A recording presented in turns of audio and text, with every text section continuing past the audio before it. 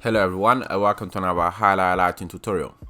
So today we're going to talk to you about our LED Neon Flex Aluminium channels.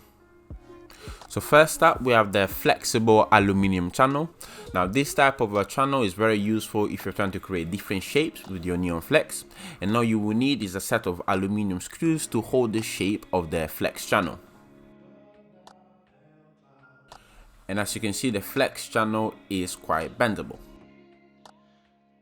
Next, we have our aluminium clips. These aluminium clips come with pre-drilled holes, so you'll be able to use a set of aluminium screws to hold it into place.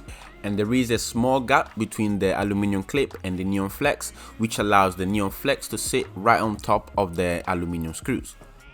Lastly, we have our linear Neon Flex 1 meter aluminium channel.